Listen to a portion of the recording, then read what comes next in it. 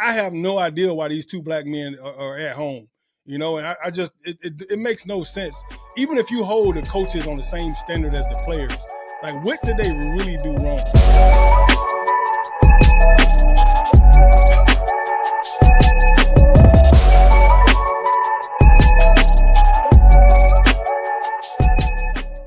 What's up, everybody? Welcome to the Shadow League Locker Room. My name is Ovi Mahaley, former two-time All-Pro fullback for the Baltimore Ravens and Atlanta Falcons. And I have a former Baltimore Raven that is my dog, Daniel Wilcox. Played with the Jets, played with Tampa Bay Buccaneers, and of course, played with the Baltimore Ravens.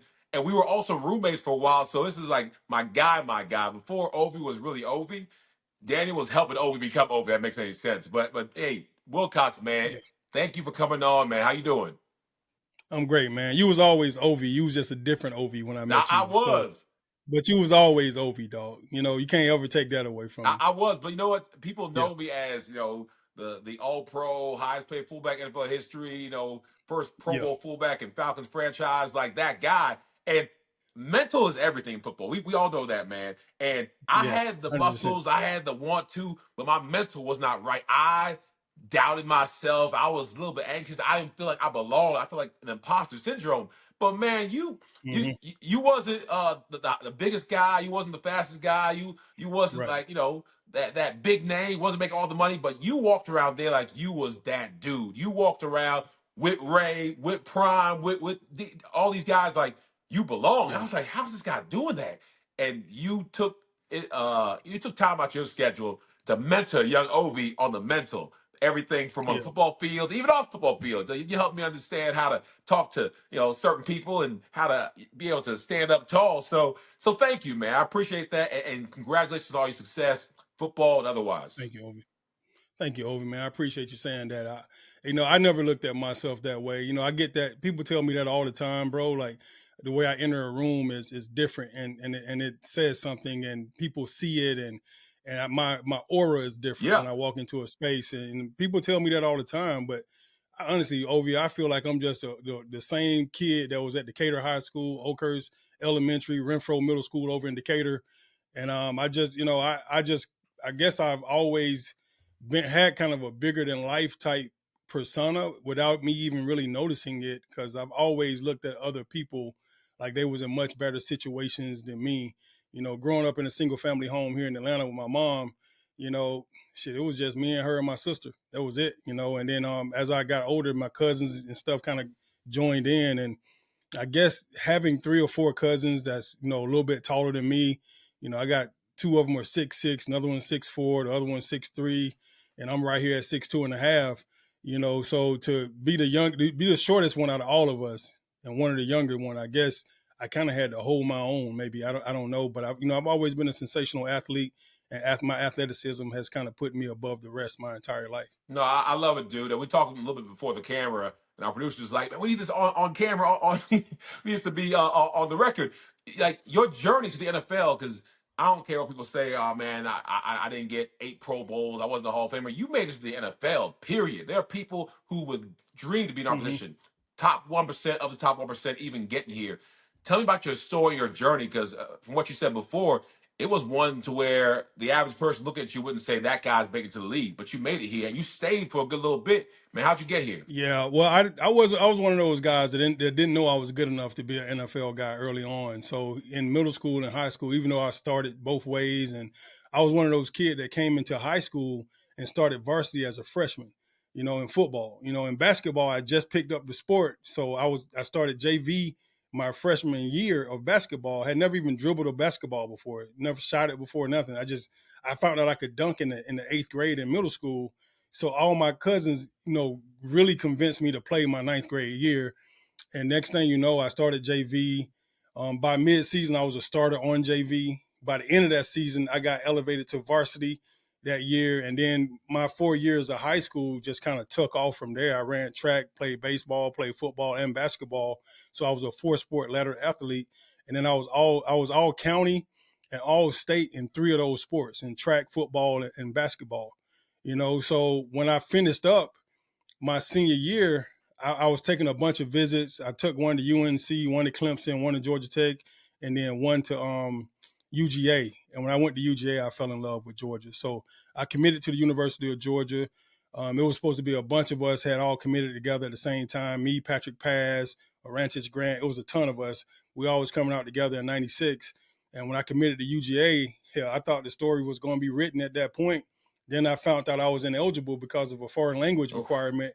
I needed 2 years of full years of Spanish. I passed 1 year, and the second year I kind of skated right underneath the radar, so I didn't do very good the second year. Once they started getting a little bit more complex, I didn't have another pretty Spanish girls around me to make me want to continue to work on my Spanish. Man, I had no idea that I was going to be attracted to Spanish women later on in life, right? Yeah. So I just kind of slipped on the Spanish thing, man, and it ended up making me ineligible. Georgia tried to Prop 48 me, which is kind of like a preferred walk-on type situation. I would have had to pay for my own school. My mom didn't have that type of money. And then they told me about Georgia Military. UGA told me about Georgia Military. So Georgia Military reached out. I went on a visit down there. It was probably the worst thing, saddest thing I think I've ever seen in my life at the Going time. from Georgia to Georgia military, Yeah, that's a little drop it off. was a huge drop off, bro. But I needed the discipline, And my mom worked in the operating room pretty much my entire life as a young adult, as a young kid. So she worked at Grady Hospital downtown Atlanta for 37 years in the operating room. So she was always on call. She was a surgical technician, so she was always on call. So it was just me, her, and my older sister. And so when I got a chance to go to GMC, the discipline was right Yeah. on time.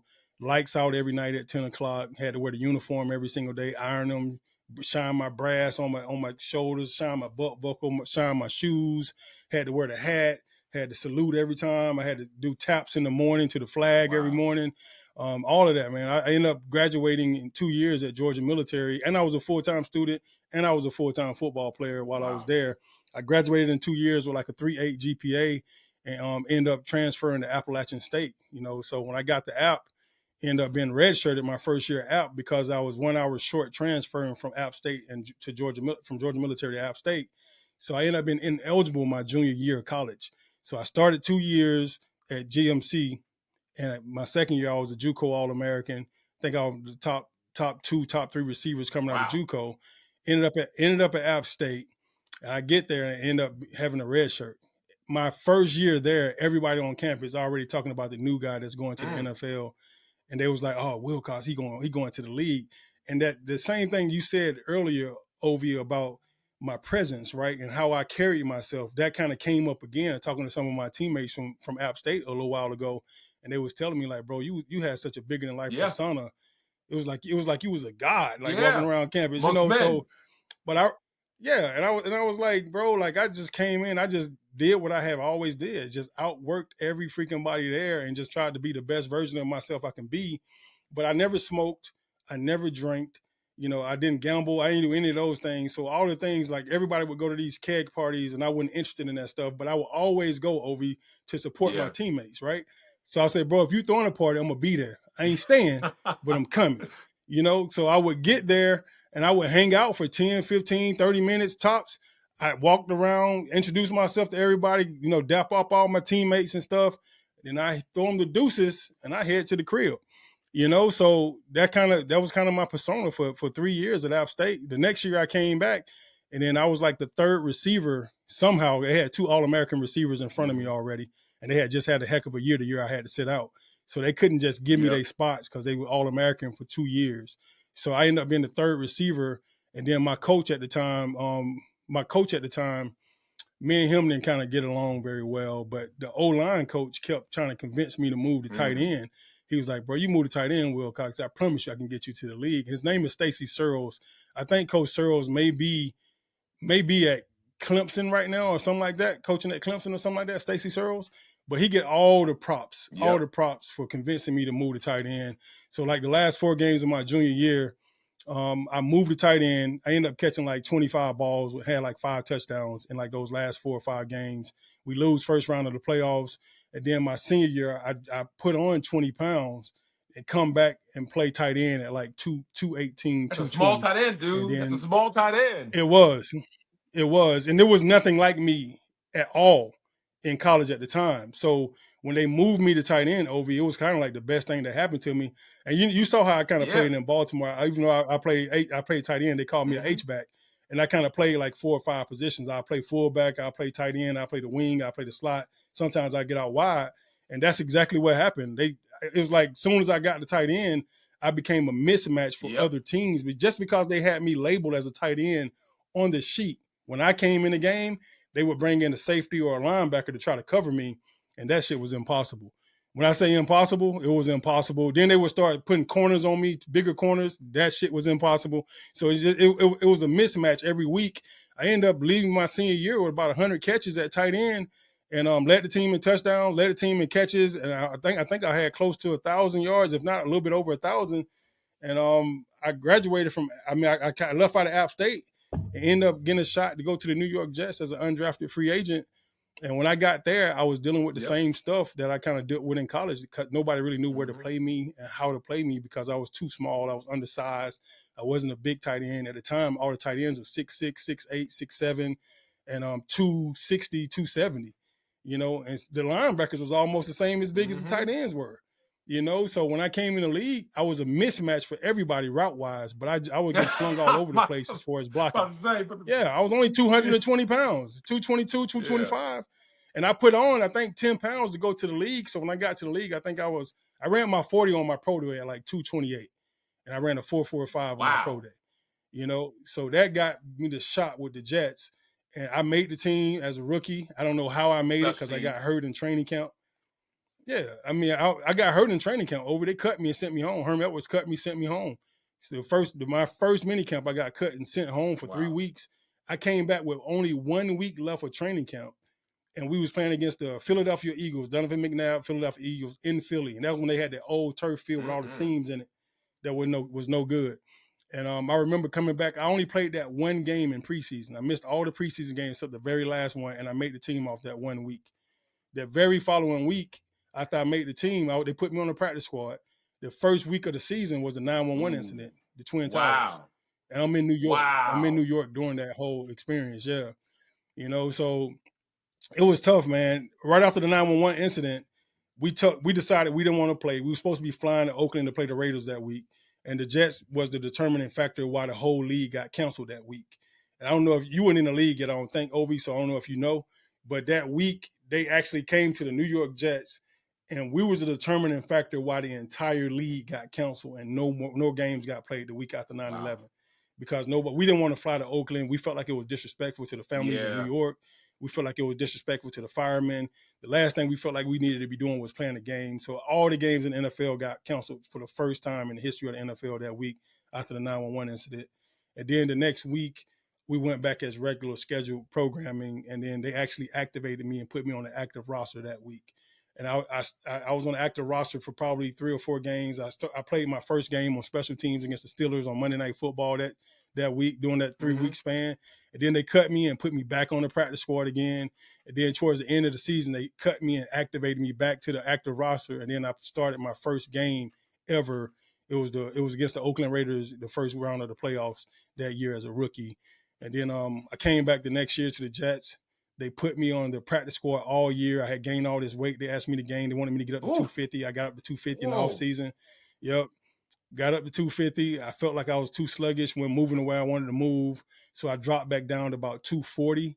And by the end of the season, I was 222 again, you know. And yeah, so I played that whole season basically on the practice squad, and they never activated me. I was working my ass off, and I literally thought about Yeah. quitting. You know, at this moment, I was like, bro, I can't work this For hard. nothing. I hurt my shoulder in practice. Yeah, I'm like, bro, I felt like a practice dummy. You know, so I thought about quitting. I talked to God. I prayed to God, and I was like, man, I don't know if I'm doing the right thing no more, God. Please give me a sign. Just give me something to let me know that I'm doing the Yeah. right thing because I was working so hard with no Yeah. reward. And I was like, I just need something to know that I'm doing the right thing. And literally the next week, I got a phone call from Tampa Bay asking me, do I want to be a Buccaneer? I was like, hell yeah. I can't wait to get back to the South. It's cold Yeah. as shit in New York. I can't Are wait you to get out kidding of this me? bitch. Florida? Yeah, let's Mm. go. Yeah. So I end up talking to my agent, and my agent, like, they want to know, Tampa wants to know if they give you this shot, are you going to try to negotiate a contract with the Jets to stay in New York? I said, man, I'm on the The first thing first. smoking. As soon as you tell me you want me and you're going to assign me to the active roster, I ain't even got to talk to the Jets. I'm out of here. I can't wait to get back down south, get back to back close to Yeah. the crib. So they put me on the plane. that same day, flew me to Tampa. By the time the Jets knew, I was halfway to Tampa. It was on my day off. It was on a Tuesday. So it was like on my day off. I flew down to Tampa. As soon as I got down there, I'm signing my contract. Congratulations, you're a Tampa Bay Buccaneer. We go to the freaking Super Bowl, win the Super Bowl in Tampa that year. And it was just a really dope Wait, experience, time man. out. I You have a ring? yeah. Yeah, you know I I got a be ring. forgetting Stop you have playing, a Ovi. ring, man. Because I played 10 years. I got no ring. You Yeah, got a whole Super Bowl ring. yeah. Yeah, but you the highest paid fullback in the See, history that's of the the thing. Like, NFL. I didn't I know got a that, Pro Ovi. Bowl. If I'd have knew that, I would have told you to give me that money See, that you owe me. Give me that that that's money the that you thing. owe me. At the time, I'll take the money over the ring. Now that Yeah, I'm old, brother, I right. would kill for You a want the ring right ring? now.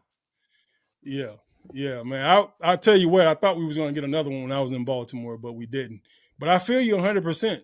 You know, the Falcons has disappointed this city for a long freaking time, Ovi. So if you would have got a ring down here, boy, you'd have been God. You think you God Oof. now for going to the Pro Bowl, being the highest paid fullback in the history of the league, and smacking all them linebackers while you was here, bro? If you'd have won the It Super Bowl as changes a everything. Falcon, It changes everything, man. bro, you would get the key to the city, dog. Oh, You'll be Jermaine Dupri. for real, for real. But before You'll be Jeezy, man, Ti. You'll be all on their level. It'd be you can only crazy. imagine. But before we get too much into this, I gotta talk to you about Yeah, some questions that people want to know about. These are some trending topics. Everything from black coaches getting fired right. to Tyreek Hill and his recent trade drama to even some controversial rankings with Angel Reese ahead of Jason Tatum.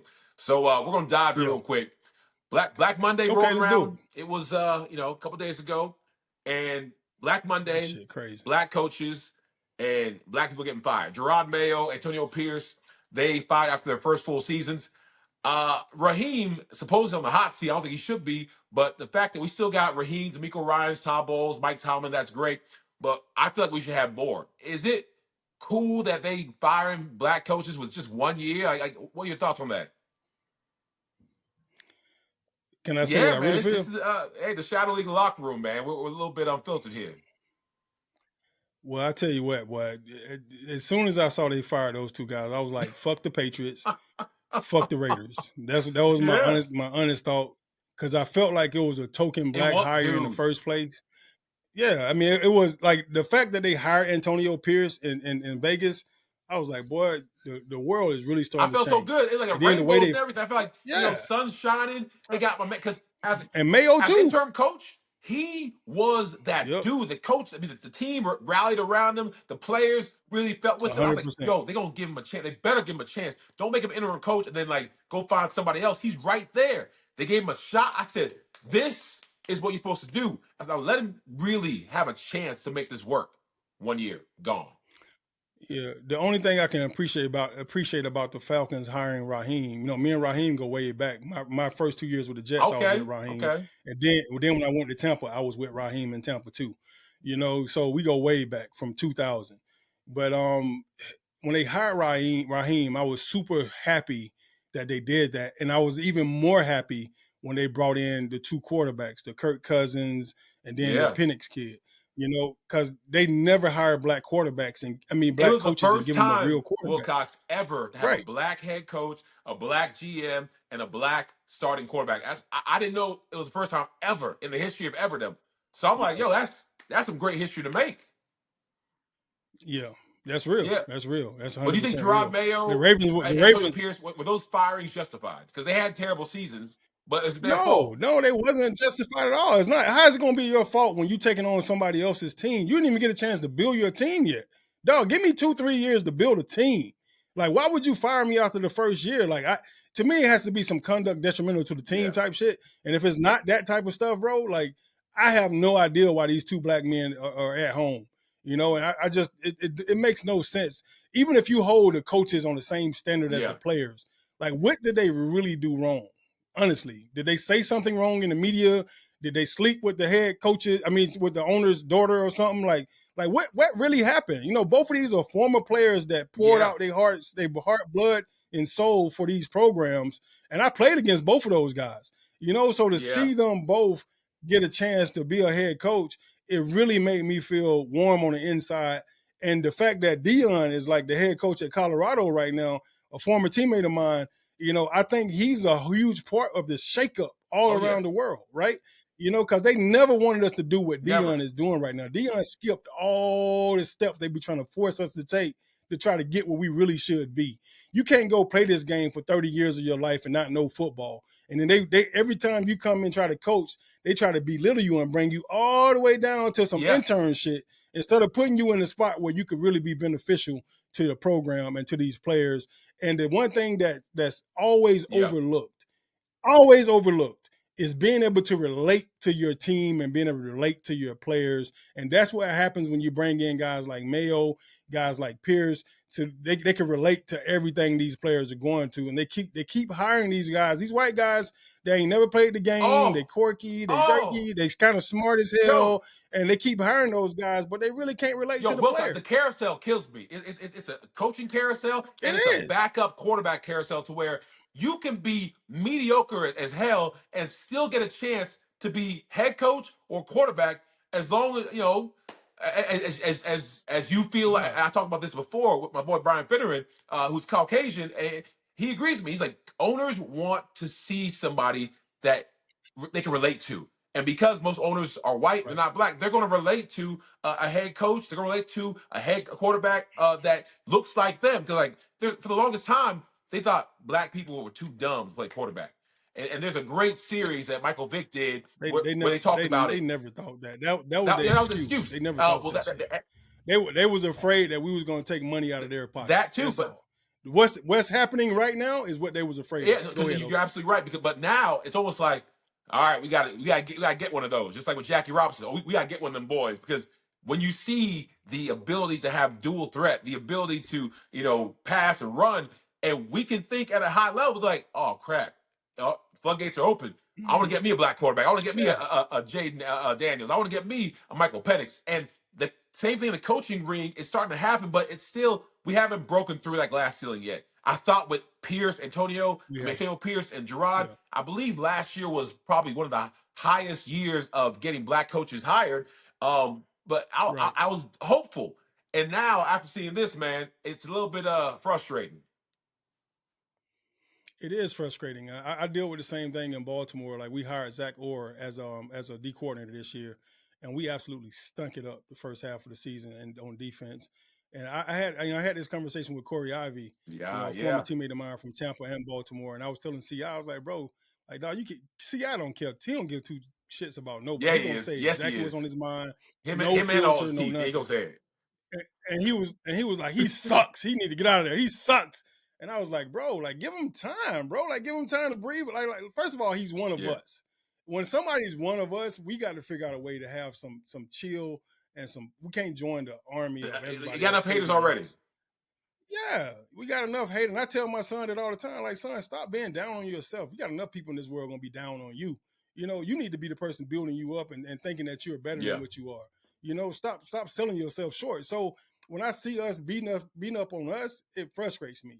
It's hard. Dion first year in ooh, Colorado, they yep, stunk it up. They won 4 more games than they did the year before because they was yep, 0-12.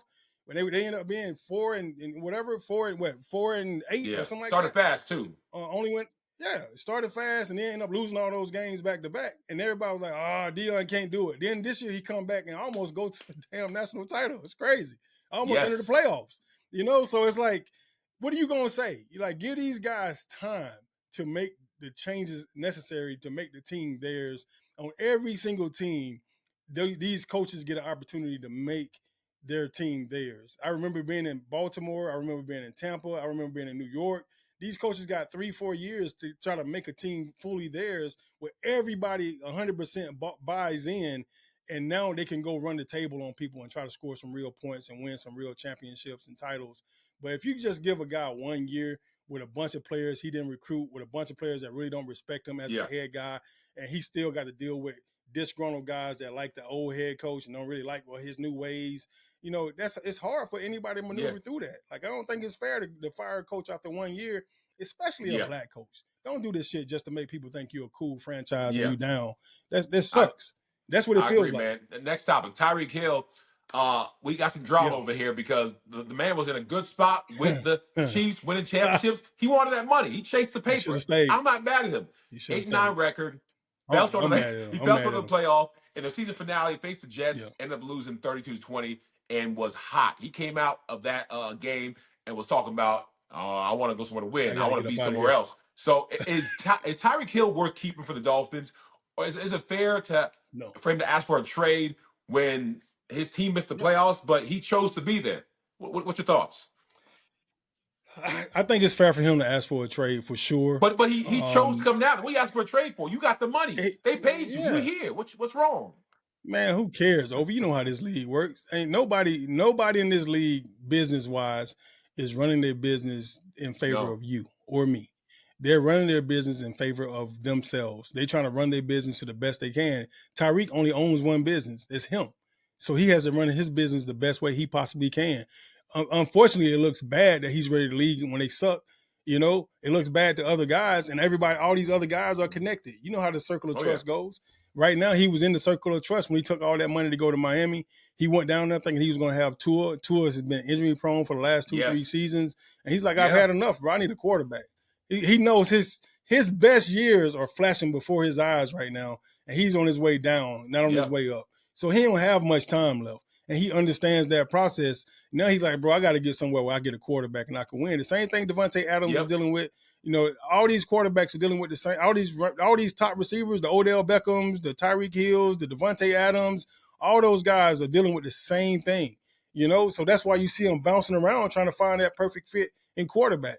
I tell every young guy I mentor that plays the receiver position, dog, go somewhere where they got an elite Yep. quarterback. If your quarterback is not elite, you will not ever be the ultimate version of yourself that you want to be at the receiver position.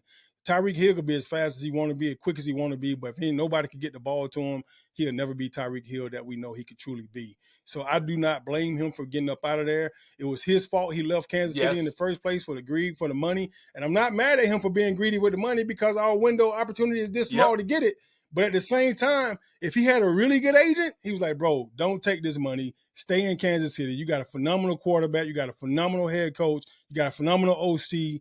Like, and you got a good crew around you. You could probably win Yep. 2, 3 more Super Bowls in the next 5 or 6 years, and you will make all the money you was gonna make in Miami on endorsements. You don't have to make it on from the actual team itself. You'll get that money from endorsements. That's what a good agent would have told him.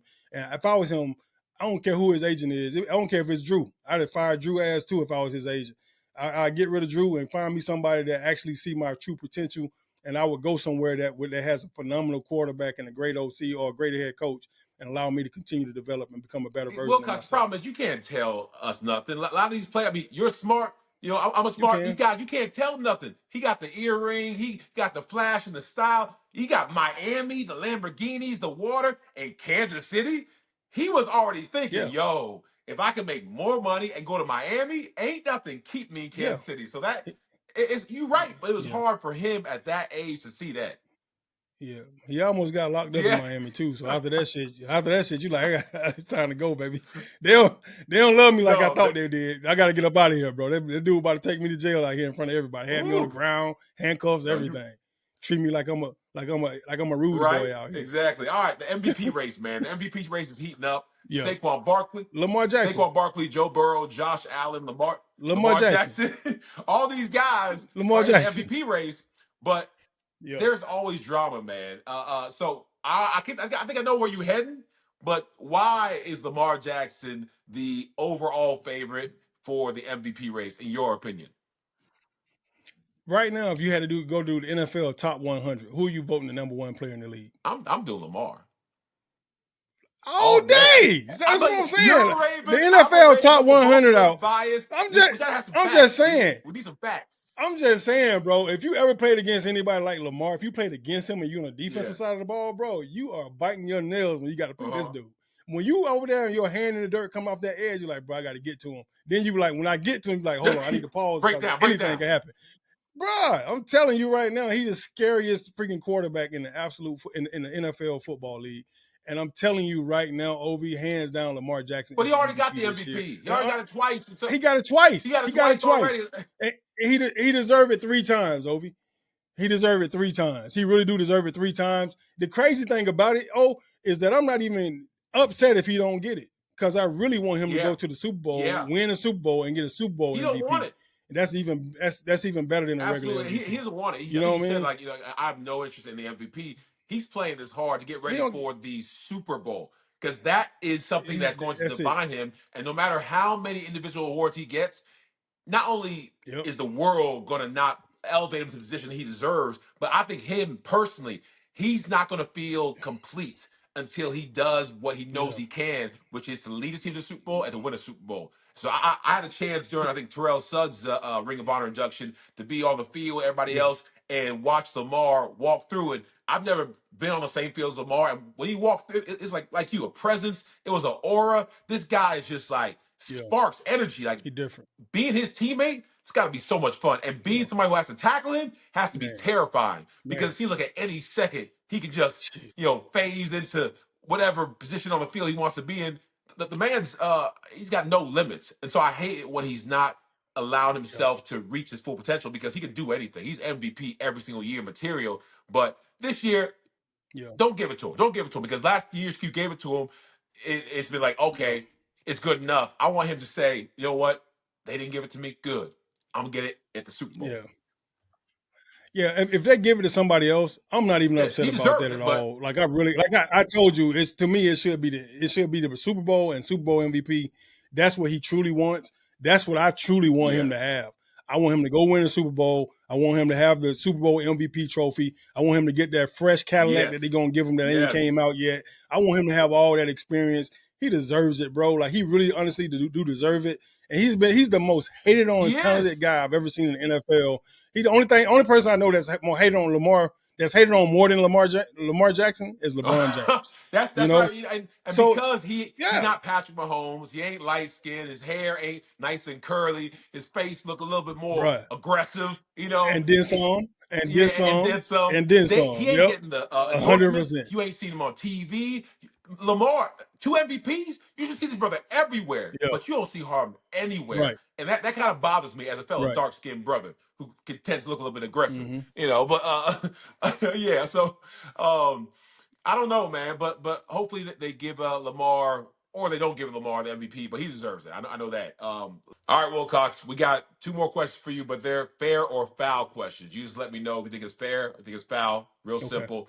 Deion Sanders, Shador Sanders, Travis Hunter have decided to skip the NFL draft in person. They're gonna do their own thing and host their own event in Colorado. Is that fair or foul? They messed up tradition, or they doing what's best for themselves? fair, All right. Why? fair. Okay, I get to tell why. I just thought I had to Yeah. say fair or foul. Okay, cool. The reason why I think it's a cool thing is because times have changed, man. I mean, social media, I mean, you got access to everything. And the draft now is so highly televised.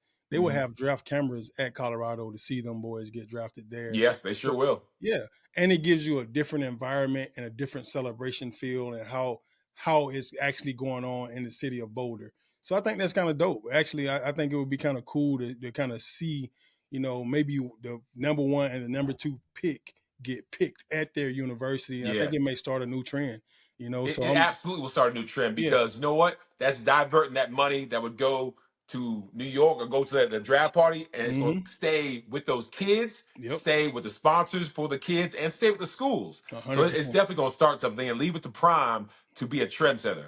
That's what the man does. To maximize the entire potential of that whole moment. Absolutely. All right, last question, man. Bleacher Report ranked Angel Reese higher than Jason Tatum on their predicting top 25 athletes of the next 25 years.